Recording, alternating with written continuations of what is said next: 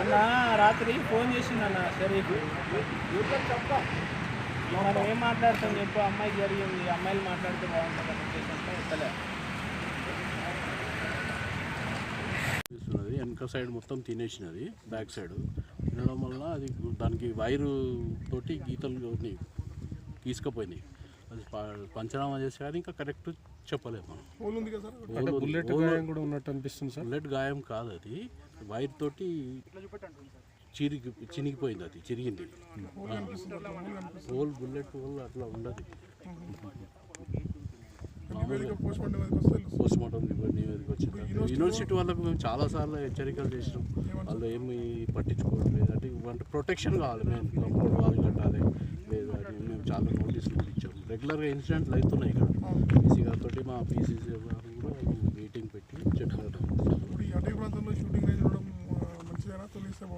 BC గారికి ఒకటి notice ఇచ్చి వాటికి వాళ్ళ మీద చెప్పమని ఇవన్నీ తొలగించాలి. ఫస్ట్ మెయిన్ ఇక్కడ ఎన్ని డాగ్స్ ఉన్నాయంటే కొన్ని వందల డాగ్స్ ఉన్నాయి.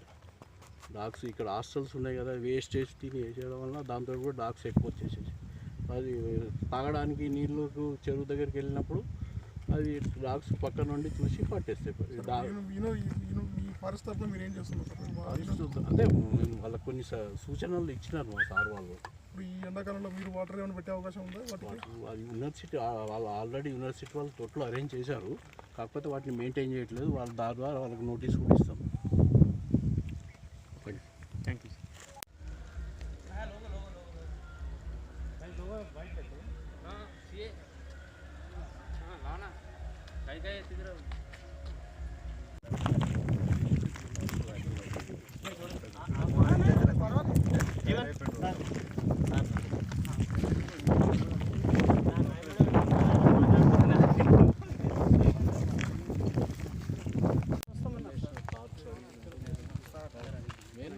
ప్రొటెక్షన్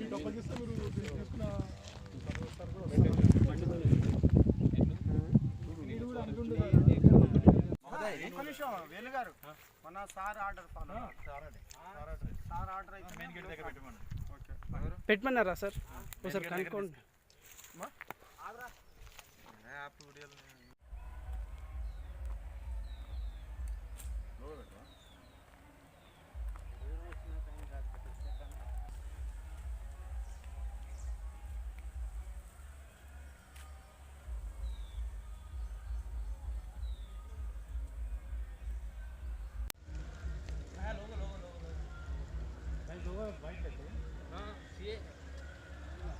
लाना कहीं गए